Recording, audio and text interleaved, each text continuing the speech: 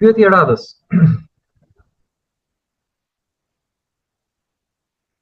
A bëj mirë që besoj se Perëndia është gjithësia, që do thotë natyra, universi dhe çdo gjë përreth nesh dhe brenda nesh. Bën mirë. Tani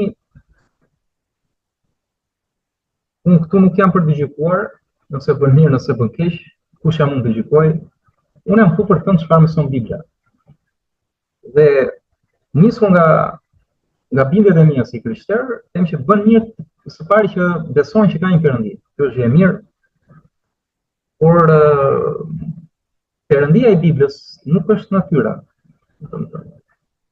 Pra Perëndia e Biblës është krijuesi i natyrës, është krijuesi i gjithësisë, dhe jo krijimi.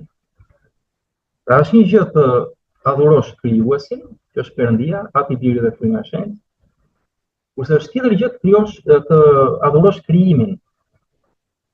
Të adhurosh krijimin nuk ka lidhje me Perëndinë. Madje sipas Biblës është idhujtari. Pra thjesht keni krijuar një idhull dhe po i besoni teve pagane ose teve që nuk kanë lidhje me Biblën. Pra në filozofi njerëzore, të veshura me fetarizëm, që i mësojnë njeriu të tjera mësime.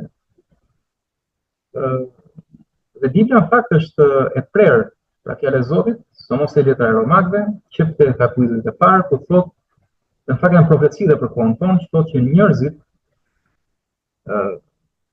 zgjodhen, pra ndonë se e njohën Perëndinë, thotë. Sepse gjithçka që shohim në krijim, thotë, vetëm sa na fakton madhështinë e krijuesit tonë, që ka një krijues që ka sjellë në ekzistencë gjithë ato. Dhe njerëzit, pavarësisht se e njohën thotë Perëndinë e vërtet, ata zgjodhen që ti shërbejnë krijesës dhe jo krijuesit që është i përlëvduar në anshim. Amen. Kështu do shkrimi. Pra këtu është e gjitha, domethënë Perëndia nuk është krijimi. Pra ju po i besoni krijimit. Pra po njihni që te krijimi ka diçka të madhërishtme, kjo është gjë e mirë. Ju shtyn të shkoni te Perëndia, por duhet njihni Perëndinë e vërtet. Pra kjo është këshilla ime dhe Perëndia e vërtet nuk është krijim, është Perëndi personal. Dhe na ka krijuar sipas shëndetësisë së Tij.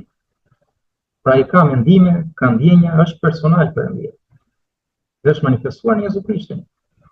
Pra nëse doni të njihni Perëndinë, njihni Jezu Krishtin.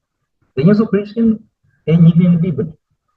Shembullimi i dukshëm apo i Perëndisë pa dukshëm, sipas gjithë profecive. Pra, kush do të njeh krijuesin, njeh Krishtin. Karakteri i Krishtit është karakteri i Perëndisë.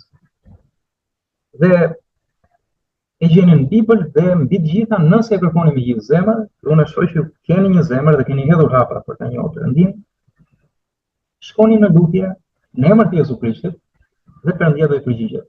Nëse e kërkoni me gjithë zemër, se këtë do shkruaj. Do të më kërkoni dhe do të më gjeni dhe unë do t'ju kënaq dot, sepse do më kërkoni me gjithë zemrën tuaj.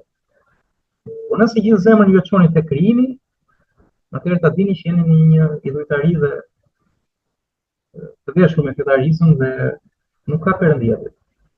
Janë frymëra të rreme, thotë shkrimë shenjtë. Kështu që Zoti më ju te ky pikë dhe shpresoj të mos ndalni kërkimin tuaj, por me gjithë zemrën.